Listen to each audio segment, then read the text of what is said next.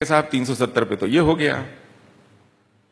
तो नेहरू सरदार पटेल जी से कहते हैं कि कांग्रेस की कार्य समिति में इसको पास करा लीजिए, क्योंकि अधिकांश संविधान सभा के सदस्य कांग्रेसी हैं, तो संविधान सभा में तो वो अपने आप पास हो जाएगा।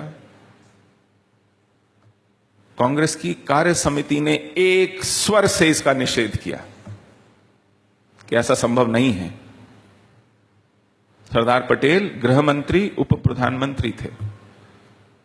फिर से शेख रोते हुए नेहरू के पास जाते हैं और नेहरू विदेश यात्रा पर जाने से पहले गोपाल स्वामी अयंगार को तय करते हैं कि आप ये करवाएंगे संविधान सभा में, और पटेल से कहते हैं कि आप इसके लिए जो भी बंदोबस्त होना है कीजिए। अभी इस देश में चुनाव नहीं हुए हैं, अंतरिम सरकार है, संविधान बन रहा है और उस पर इस तरह के दबाव आ रहे हैं। इस नवनिर्मित सरकार में किसी तरह का टूट फूट ना हो, कोई मतभेद ना हो, उप प्रधानमंत्री पर प्रधानमंत्री के प्रति किसी शंका का आधार न बने। तो उन्होंने कहा ठीक है, आप पछताओगे लेकिन मैं करता हूं। ये वीपी मेनन लिखते हैं बायोग्राफी में कि मैं मना करता रहा, लेकिन बाद में क्योंकि आदेश का पालन करना था प्रधानमंत्री के, तो उन्होंने उसमें एक प्रीफिक्सेस डाले 370 में, to call it temporary and transient. तो धारा 370 एक टेम्पररी, अस्थाई धारा है जिसको जाना है। उस धारा के आधार पर अन्य कानून बनते हैं। यह धारा 70 साल से टेम्पररी है भारतीय संविधान में, और आज इस धारा को कोई हाथ नहीं लगाना चाहता, इसके बारे में कोई चर्चा नहीं करना चाहता। इस धारा के बारे में झूठ बोला जाता है कि धारा 371 भी है, फिर 71A है, B है, F है, H है, नागालैंड है, मिजोरम है, हिमाचल है। उनमें बहुत अंतर है। धारा 370 का एक लिटमस टेस्ट है, और वो ये है कि कोई संविधान की धारा भारत की सर्वोच्च सार्वभौम संस्था, द सुपरमोस्ट सॉवरेन बॉडी, पार्लियामेंट के किसी अधिकार को सर्कमसाइज नहीं करती। 370 कश्मीर को भारतीय संसद के अधिकार क्षेत्र से बाहर रखती है। यह संसद पंगु है, कश्मीर के विषय में कोई कानून बनाने में नपुंसक है। कारण धारा 370 है। देश के चप्पे चप्पे पर संसद कानून बना सकती है, आपका मत व्यक्त कर सकती है। कश्मीर के विषय में आप कश्मीर के विषय में इस संविधान के माध्यम से, इस संसद के माध्यम से आप कुछ नहीं कर सकते। धारा 370 ऐसा कहती है।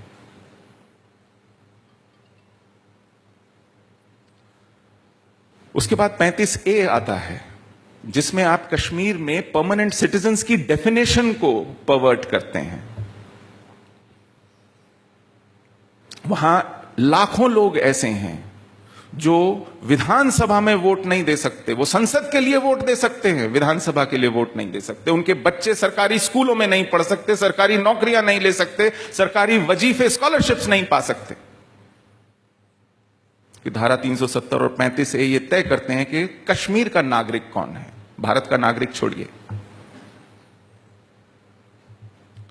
तो इसके चलते क्या हुआ, आपने कश्मीर को एक डेमोक्रेटिक, सोशलिस्ट, सेक्युलर रिपब्लिक के अंदर एक ऑन्क्लेव की तरह, एक टापू की तरह, एक आइलैंड की तरह अलग तरीके से बनने दिया, जो किसी दृष्टि से सेक्युलर नहीं है। कश्मीर का एकमात्र ऐसा राज्य जिसका अपना संविधान है। मुझे मालूम नहीं आप लोग कितने लोग जानते होंगे, कश्मीर ने संविधान सभा बना के स्वयं को एक संविधान दिया जो 1956 में लागू हुआ।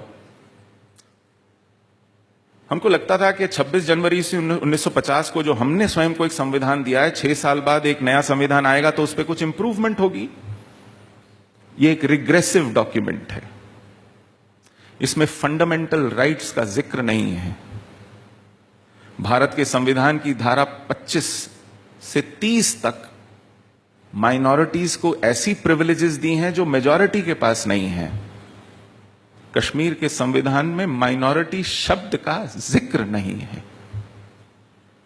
कश्मीर की घाटी की 99% जनसंख्या आज मेजॉरिटी नहीं माइनॉरिटी है, और हम जो सिंगल डिजिट में 3% हिंदू थे वो मेजॉरिटी थे कश्मीर के। ये परवर्जन है कश्मीर के कॉन्स्टिट्यूशन का।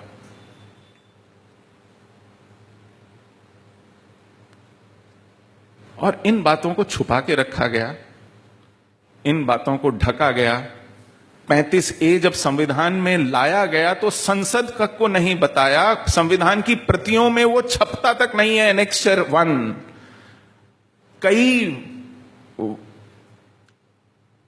कानूनविद हैं, जजेस हैं रिटायर्ड, जिनको पता नहीं कि 35A संविधान की एक धारा है। उस पर अब विचार चल रहा है सर्वोच्च न्यायालय में कि ये कहां से आई, कैसे आई, इसको किसने लगाया, क्या ये न्याय सम्मत है भी कि नहीं। इस पर सुप्रीम कोर्ट विचार कर रहा है क्योंकि एक पिटीशन मूव की गई। ऐसा छल कश्मीर के साथ हुआ है। और ये क्या किया आपने पिछले 70 सालों में उस कश्मीर को जो कि इस्लाम की एक एतकादी विचारधारा, सूफी विचारधारा, औलिया विचारधारा, पीरों की विचारधारा से सिंचित था, जिसका प्रभाव हिंदू धर्म की मान्यताओं पर पड़ा, हिंदू धर्म की मान्यताओं का प्रभाव उन पर पड़ा।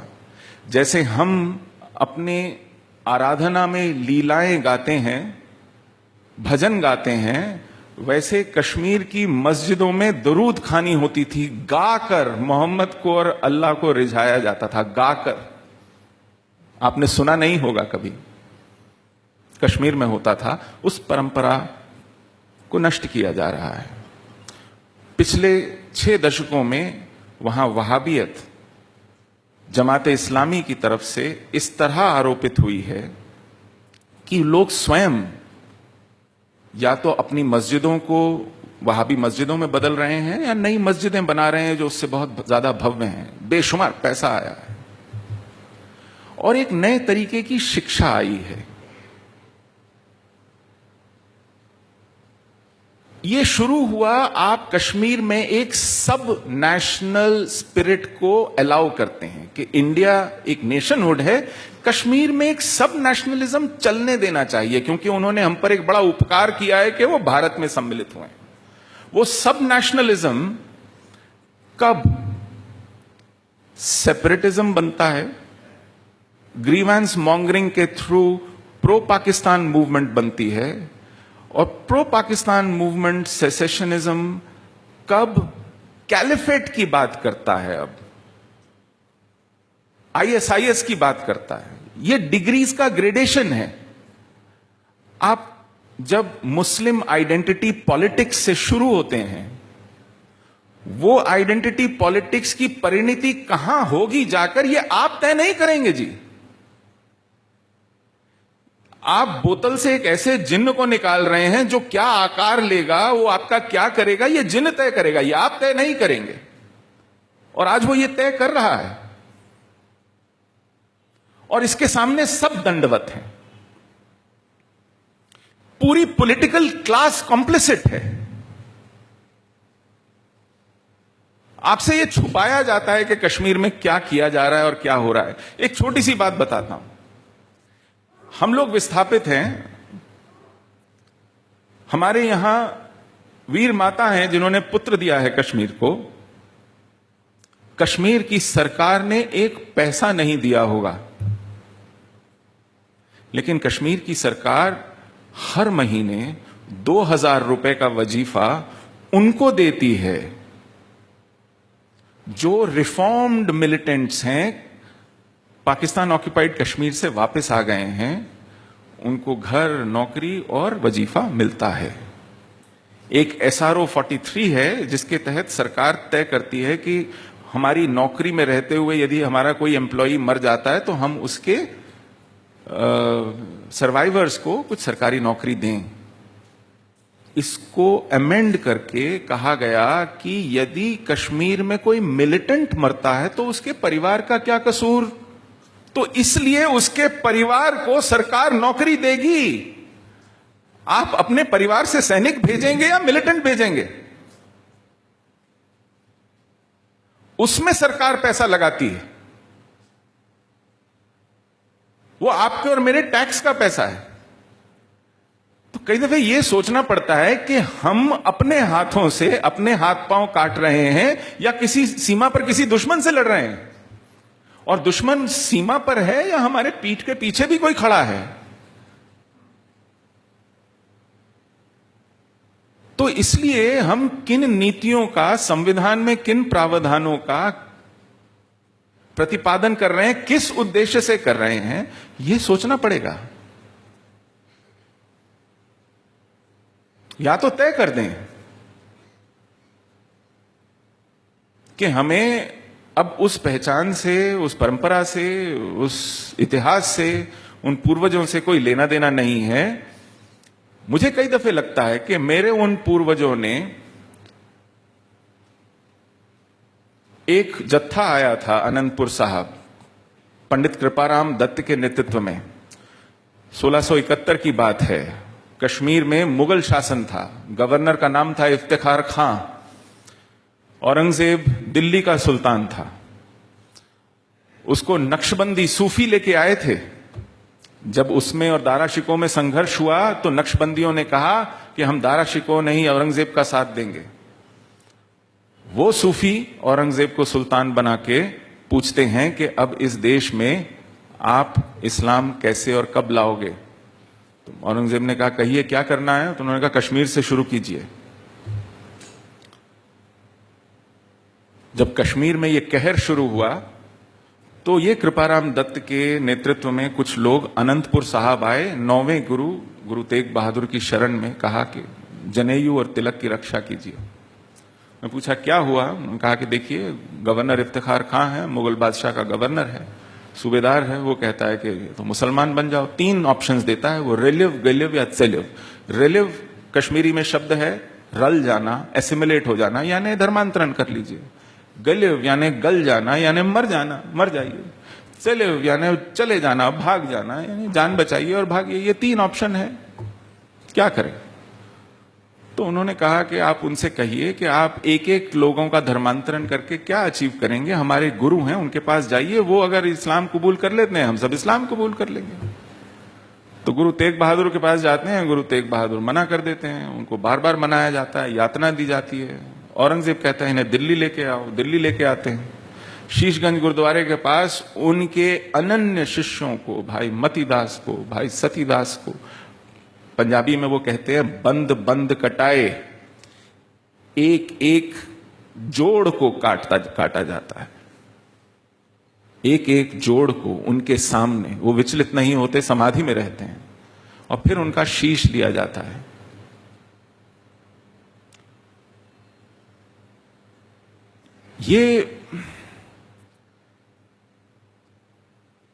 ये उनका इतिहास में ऐसा बलिदान है जो कम से कम हम कश्मीरी नहीं भूलेंगे।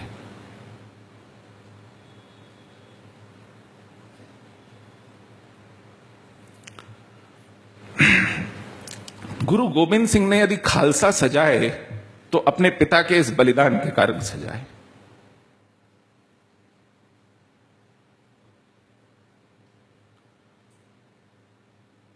ऐसी परिस्थितियों में अगर मेरे पूर्वज किसी जनेयू की रक्षा के लिए जिंदा रहे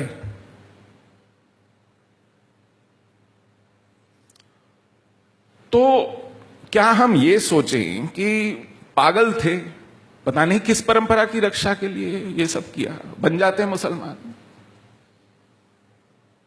भाग आते, कर लेते कुछ और।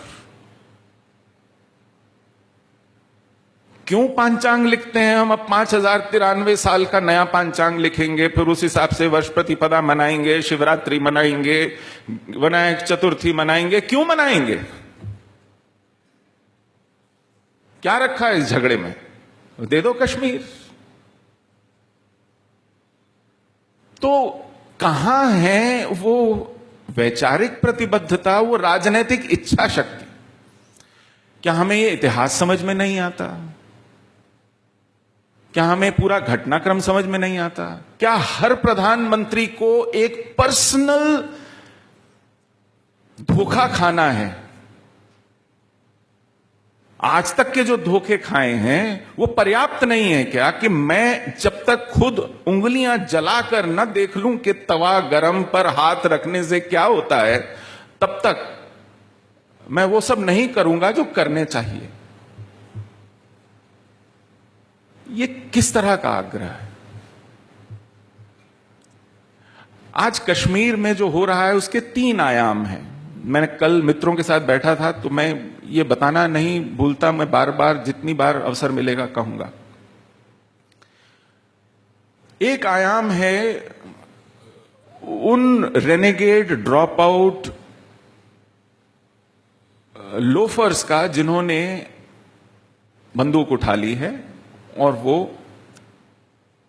आतंक के माध्यम से वहां एक जिहाद लड़ रहे हैं। खुली चुनौती है भारत को, भारत की सेना को, भारतीय अखंडता को। एक वो शक्ति है। एक दूसरी शक्ति है जिसका नाम है हुर्रियत, जो बहुत सी पार्टीज का एक फेडरेशन है। हुर्रियत एक शब्द है फारसी का जिसका अर्थ है फ्रीडम, स्वतंत्रता, तो उसका नाम है हुर्रियत कॉन्फ्रेंस। ये इन आतंकवादियों को एक आइडियोलॉजिकल कवर, एक रैशनलाइजेशन प्रदान करती है कि देखिए हमें फ्रीडम स्ट्रगल लड़नी है अपनी फ्रीडम की, और ये उसमें हमारी मदद कर रहे हैं। इन सबसे मैं एक प्रश्न पूछता हूं कि जब आप कहते हैं कि ये फ्रीडम स्ट्रगल है, तो आप किस फ्रीडम की बात करते हैं? हमें बताइए कि आपको कौन सी फ्रीडम उपलब्ध नहीं है।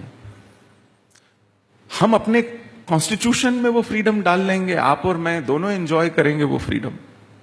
हमारा कॉन्स्टिट्यूशन तो लिबरल फ्रीडम्स के लिए दुनिया में टू अ फ्लॉ माना जाता है, कि मतलब इतना लिबरल और फ्री तो दुनिया का कोई संविधान नहीं। To a fault this constitution, and it has been amended 100 times, we can amend it. Tell us what is your demand. They don't spell that out. हम कहते हैं अच्छा ठीक है, आपको हमारा संविधान ही किसी भी दृष्टि से पसंद नहीं, आपके पास अपना संविधान है, आप उसमें अमेंड कीजिए। आपको क्या